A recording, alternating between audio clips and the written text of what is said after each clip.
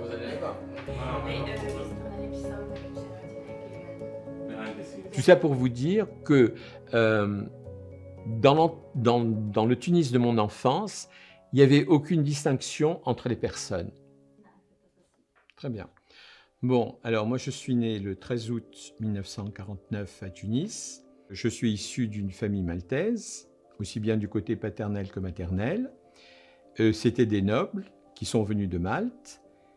Mes aïeux, donc, du côté paternel comme du côté paternel, étaient des ducs.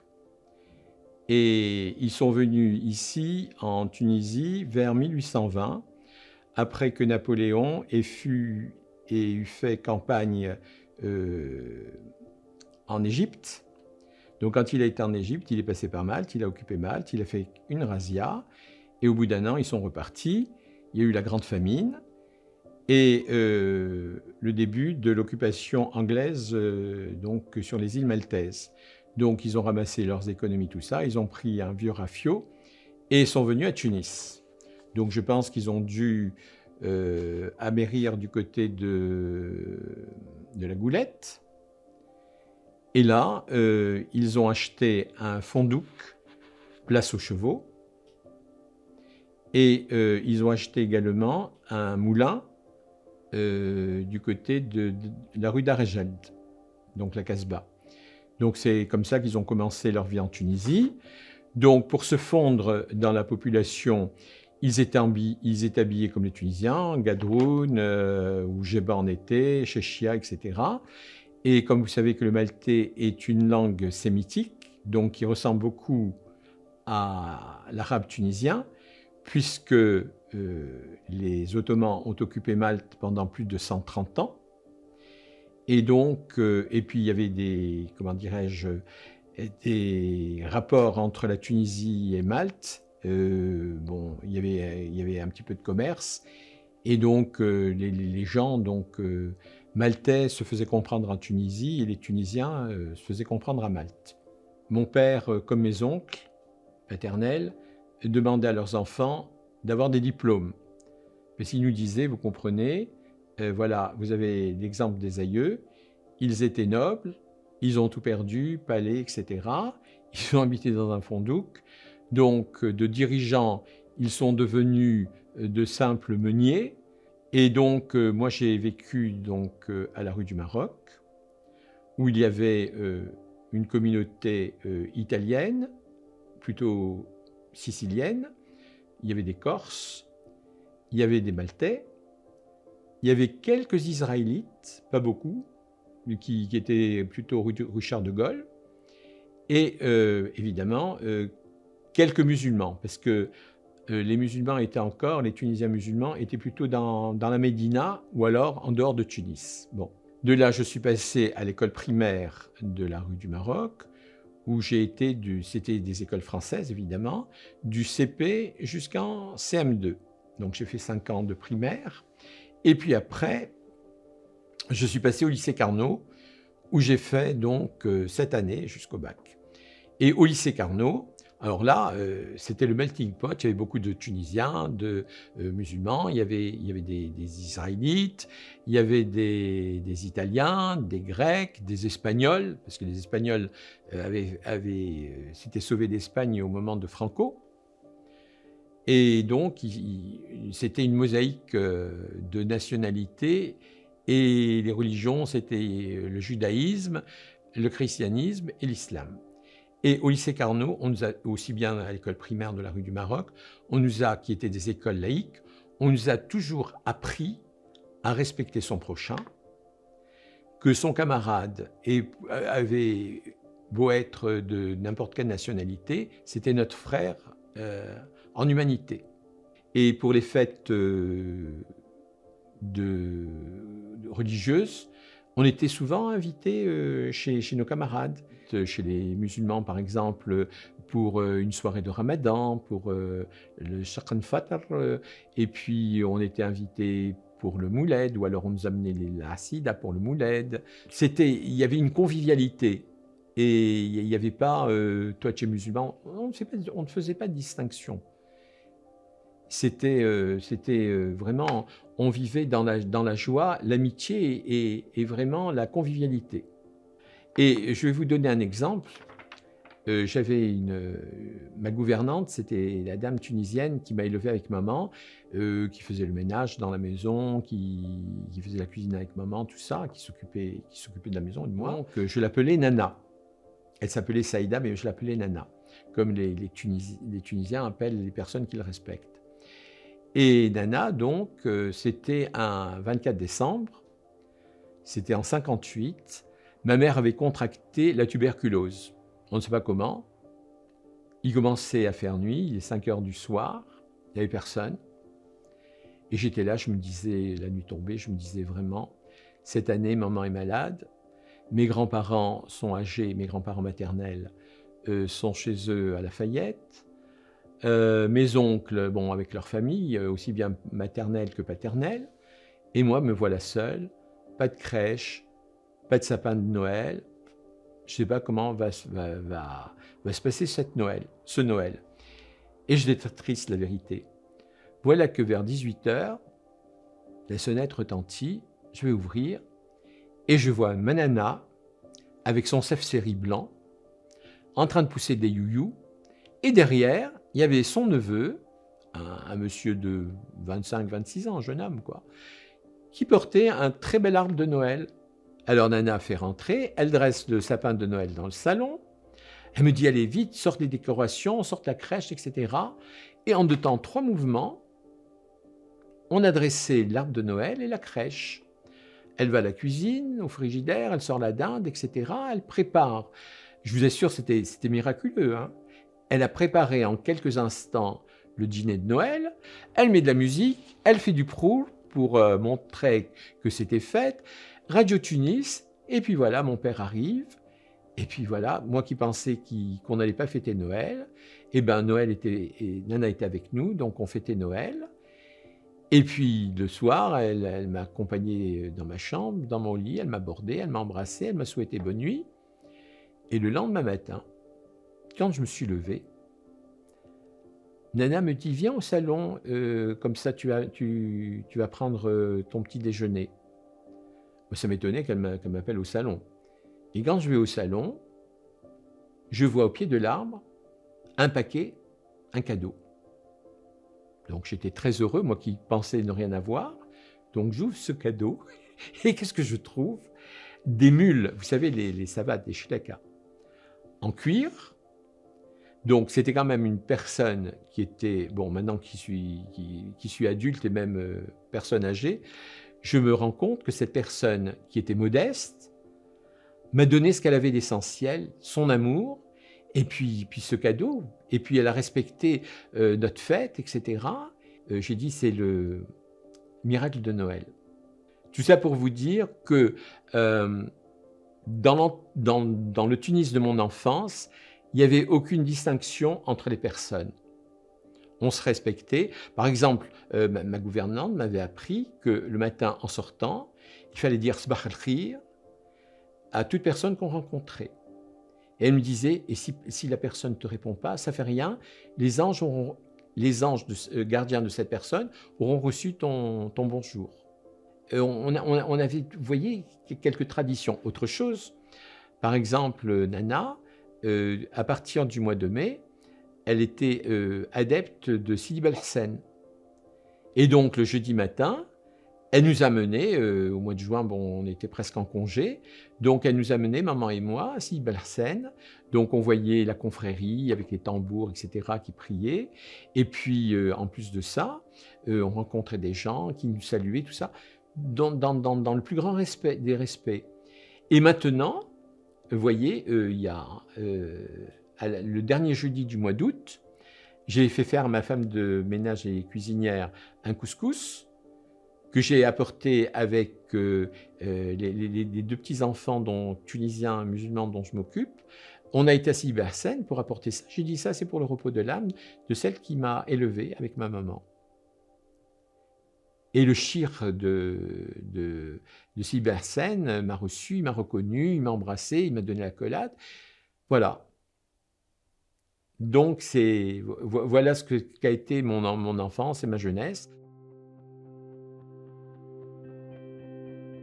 Vers l'âge de 7 ans, ma mère m'a inscrit au catéchisme. Bon. Et donc, au bout d'une année, j'ai fait ce qu'on appelle la première communion. Vers l'âge de 8 ans, j'avais vu des petits chanteurs à la Croix de Bois. C'était une association musicale où les jeunes enfants, donc le jeudi, avaient des séances de scoutisme. Et le jeudi soir, le samedi soir et le dimanche matin, ils avaient des répétitions de chants, des chants sacrés, des chants liturgiques, etc. Donc, j'ai dit à maman, j'ai bien envie de m'inscrire. Et j'étais tout seul m'inscrire. Et j'étais retenu. Donc, ils ont fait une audition de ma voix, tout ça. Et j'étais un des solistes. On était 120 garçons. Et on chantait donc pour les grandes fêtes à la cathédrale de Tunis. Noël, Pâques, Pentecôte. Quand j'ai eu 10 ans, j'ai fait ma confirmation. Donc, l'évêque nous fait une onction avec de l'huile sainte sur le front. Et j'ai fait ma profession de foi, comme quoi je m'engageais à rester dans la foi catholique que m'avaient transmis mes parents. Et donc après, j'ai été au lycée Carnot, et donc on suivait ce qu'on appelait les cours de persévérance.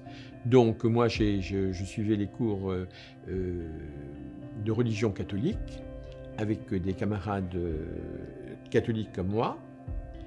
Il y avait un imam qui venait pour les musulmans, et il y avait un rabbin pour les Israélites, donc chacun, voilà.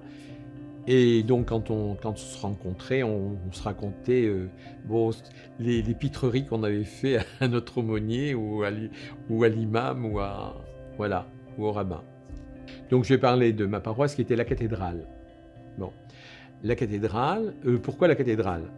En principe, d'après la législation du diocèse, j'appartenais à l'église Notre-Dame du Rosaire qui était à Bab el-Jdid, parce qu'on était juste à côté.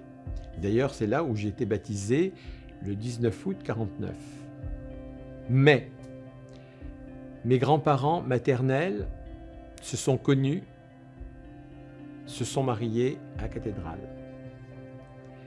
Mes grands-parents paternels se sont mariés à la cathédrale. Ma mère a fait sa première communion, sa confirmation à la cathédrale parce qu'elle était à l'école de la rue de Hollande, Notre-Dame de Sion. Donc j'allais tous les dimanches à la cathédrale. Vers l'âge de 14 ans, le curé de la cathédrale m'avait demandé, comme j'étais petit chanteur à la Croix de Bois et que j'avais une belle voix, il m'avait demandé d'animer les messes à la cathédrale.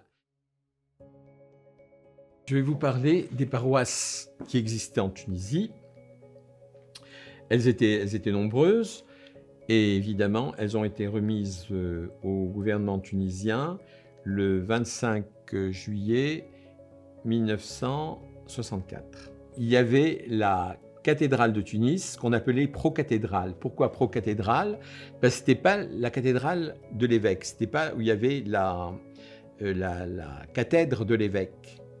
La cathédrale de l'évêque, c'était à Carthage. C'était elle, parce que l'archevêque était archevêque de Carthage, primat d'Afrique.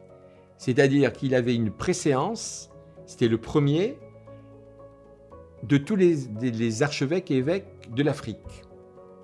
Donc c'était un titre honorifique. Sainte-Croix, c'est rue Jemaa Zaytouna, c'est la première église qui existe depuis, je vais vous dire, le 31 décembre 1837. Elle a été donc inaugurée officiellement à ce moment-là. Voilà. Sainte-Croix a été remise au gouvernement tunisien. C'est devenu une municipalité. Et depuis 3 ou 4 ans, c'est une association italienne qui a repris ça et qui a restauré. Et puis ils ont fait, je pense, un centre culturel. Il y avait l'église du Sacré-Cœur, que les Italiens appelaient San Paolo. Alors le Sacré-Cœur, c'était l'église où il y avait beaucoup d'Italiens et de Maltais. Parce que Bab el-Khadra, c'était maltais. D'ailleurs, il y avait une ritournelle qui disait Bab el-Khadra, en maltais, je vous le dis. Bab el-Khadra, kamenti sabiha, mdaoura bel-fanali. Les fanali, c'est les illuminations des fiacres, des calèches, des maltais. Bab el-Khadra, kamenti sabiha, mnaoura bel-fanali ou bel-maltine. Mnaoura. C'est un peu tunisien. Il y avait l'église du Rosaire. Alors, l'église du Rosaire avait été donnée par des baies. Le 28 mars 1882, le cardinal Avigerie donnait autorisation d'ouvrir une chapelle dans le quartier de Bab el-Jdid. C'était la chapelle Santa Lucia di Siciliani, Sainte-Lucie des Siciliens. Elle dépendait normalement de la paroisse Sainte-Croix, donc de la rue Shemazitouna. Et ce sera le curé de Sainte-Croix qui l'inaugurera le 30 juin 1895. Bien. Jeanne d'Arc, c'est une église plus récente, elle date de 1830 à peu près, et elle est place Jeanne d'Arc. L'église Saint-Joseph, elle était située rue Houssine Bouzayane. Alors là, c'est bien parce que ça a été transformé en un édifice culturel pour étudiants. Ils y font du théâtre, il y a une bibliothèque, tout ça. C'est à vocation culturelle, donc c'est très bien. Et puis, il y avait à Franceville, donc elle est en Marlane, l'église Saint-Michel, qui était à 2 pas du Belvédère. Alors, les séminaires, ce sont des établissements pour la formation de futurs prêtres, où ils étudient leur vocation. Alors, il y avait le petit séminaire qui est à Sidi Drif, qui est maintenant l'actuelle paroisse de la Marsa, Carthage. Et donc, à Sidi Drif, il y avait des jeunes qui étaient inscrits donc, à partir de la 6e jusqu'en terminale, jusqu'au bac, et qui étudiaient, d'abord ils étudiaient comme dans les lycées, dans n'importe quel lycée étatique, mais en plus ils étudiaient leur vocation. Ils avaient la messe tous les matins, et puis ils étudiaient pour savoir si vraiment ils voulaient être prêtres ou pas. Et puis il y a très souvent, quand on mûrit, quand on a l'âge de 12 ans, c'est une chose. Quand on a l'âge de 17 ans, 18 ans, on peut vouloir avoir des enfants, etc., ce qui est incompatible. Donc, ils étudiaient leur vocation là-bas. Une fois qu'ils avaient leur bac, ils passaient au grand séminaire, qui est l'actuelle école d'administration à Mutuelleville, rue du Docteur Calmette. Et là, ils faisaient 6 ans, 2 ans de philosophie et 4 ans de théologie, écriture sainte, morale, un tas de trucs qu'ils apprenaient. Et là, une fois que leur formateur, après avoir eu plusieurs entretiens avec eux, voyait qu'ils étaient prêts et qu'ils voulaient vraiment être prêtres, donc ils étaient d'abord ordonnés diacres, donc c'est le premier échelon, et quand ils étaient diacres, donc ils faisaient promesse de rester célibataires et ne pas se marier, et ne pas avoir de relations sexuelles. Et puis une année après, ils devenaient prêtres. Et puis après, ils étaient évidemment envoyés dans les différentes paroisses de la Tunisie, du nord au sud. Voilà. C'était l'archevêque qui prenait la décision et qui leur donnait leur affectation. Alors le 19 mars, c'est la fête de Saint-Joseph. Saint-Joseph, c'est l'époux de la Vierge Marie, Sainte Maryam. Donc, les familles italiennes, et surtout siciliennes, faisaient ce qu'on appelle l'étape de Saint-Joseph. Alors, dans leur appartement, ils dressaient la table avec une très belle nappe, et ils confectionnaient plusieurs mets, aussi bien, donc, vous aviez les entrées, les plats principaux et les desserts. Et ils faisaient le pain de Saint-Joseph qu'ils distribuaient comme don, voilà. Et donc, ces familles siciliennes donc, ouvraient leurs portes et il y avait un prêtre qui venait bénir cette table et tous les pauvres, quelle que soit leur religion, venaient à cette table et mangeaient.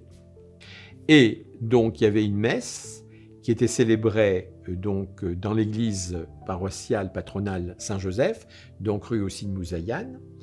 Et à ce moment-là, il y avait une procession vers 18h qui partait de la rue Houssine Mouzayane, donc de l'église, qui passait par la rue Farhat Hached, qui allait jusqu'au port de Tunis. Vous voyez, c'est le quartier de la Petite Sicile, qui retournait sur l'avenue Bourguiba. Il rentrait dans l'avenue Bourguiba, la rue Houssine Mouzayane, et il rentrait de nouveau à l'église Saint-Joseph. Et moi, quand j'étais gamin, donc ma mère m'a mené, et pour moi, c'était mon oncle maternel, qui s'appelait Joseph, qui me prenait dans les bras, parce que moi j'aimais beaucoup cet oncle-là, et la statue de Saint-Joseph, je pensais que c'était qu'on avait représenté mon oncle et moi dans ses bras. Ça c'est pour la procession de Saint-Joseph. Pour la fête Dieu, ce qu'on appelle la fête du Très Saint Sacrement, c'était une procession qui se passait à Jeanne d'Arc, dans le territoire de la paroisse Sainte-Jeanne d'Arc. Alors, tous les enfants qui avaient fait leur première communion ou leur confirmation, donc étaient habillés en costume de tradition pour ces fêtes-là, et donc ils sortaient le Saint-Sacrement, donc c'était l'hostie dont je vous ai parlé, qui représente le corps du Christ, et c'est dans ce qu'on appelle un ostensoir, c'est un récipient doré avec des pierres, etc., c'est très précieux. Tout le monde de Tunis participait et sans aucune distinction de religion. Hein. Et le 15 août, donc c'est la fête de Sainte Mariam. Donc à une certaine époque, jusqu'aux années 58-59, il y avait la procession sur l'avenue Bourguiba. Donc il faisait sortir la Vierge de Trapani sur l'avenue Bourguiba jusqu'au port. Et puis il revenait, puis il la faisait rentrer à la cathédrale. Mais la plus significative, c'était celle de la Goulette, parce que à la Goulette, il sortait la Vierge, donc c'était des pêcheurs, aussi bien musulmans que chrétiens, qui portaient la Vierge et qui l'amenaient jusqu'au port qu'on appelait, c'était pas le port de la Goulette, on appelait ça les blocs, parce qu'il y avait de grosses pierres, tout ça. Il y avait les balancelles. Ce sont des grands bateaux de pêcheurs, donc qui allaient en haute mer pour ramasser, pour prendre le poisson. Et là, donc il la faisait monter sur une balancette qui était bien ornée, etc. Et puis les petites barques qui entouraient. Et il y avait une philharmonique, c'était un groupe de musiciens qui jouait jusqu'au bloc, là au port. Et puis après, il faisait faire le tour à la Vierge avec cette balancelle dans le golfe de Tunis. Et puis quand il revenait, on la rentrait dans l'église, tout ça en priant, en chantant, etc. Et les femmes tunisiennes et les femmes israélites poussaient des youyouks, tout ça.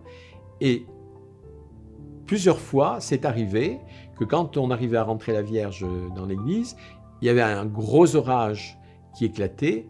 Et à partir de ce moment-là, comme il faisait chaud et humide, donc il y avait des méduses, donc on disait « sif ou fait, sif dif », sif ou fait, donc il n'y avait plus de bains. Mais il y en avait, moi je prenais des bains quand même parce que j'étais fou d'eau, j'adorais la mer, mais il fallait faire attention aussi aux méduses parce qu'il y avait beaucoup de méduses. Ça, c'est les traditions, voilà, ce qui se passait. Donc ça s'est passé jusqu'en 1961. Donc après, il y a eu les événements de Bizerte, donc il y a eu la guerre de Bizerte, malheureusement avec plein de morts. Ça a frappé toutes les communautés. Donc à partir de ce moment-là, il n'y a plus de procession. Alors moi j'ai connu, pas bien connu parce que quand il est mort, j'avais 4 ans, c'est Monseigneur Gounod. Alors quand j'étais gamin, qu'on m'a amené à l'église, je croyais que c'était le Père Noël, parce qu'il avait une grande barbe blanche. Bien. Celui que j'ai bien connu, c'est Monseigneur Perrin. Alors, Monseigneur Maurice Perrin, qui était archevêque de Carthage et primat d'Afrique, il est né à Grenoble, mais il a vécu en Tunisie parce que ses parents étaient installés ici en Tunisie. Il a été élève au lycée Carnot. Et puis, après le lycée Carnot, il est parti en France, où il a suivi une école d'ingénieur des mines. Et une fois qu'il a eu ses diplômes, tout ça, il a travaillé 1 ou 2 ans. Et puis il est rentré au grand séminaire ici à Mutuelleville. Au bout de 5 ans, il est devenu prêtre. Et après sa prêtrise, il a été nommé à Sfax. Et en 1947, il a été nommé évêque auxiliaire de Carthage. Donc c'était l'évêque qui aidait, parce qu'il était jeune, il aidait Monseigneur Gounod. Monseigneur Gounod est décédé en mai 53, et donc le chapitre s'est réuni des chanoines de Carthage, et ont désigné, ont envoyé leur souhait au pape, et le pape a désigné Monseigneur Perrin comme successeur de Monseigneur Gounod, comme archevêque de Carthage. Le père Michel Calens, qui était supérieur de la propriété de Tibar, qui appartenait au Père Blanc.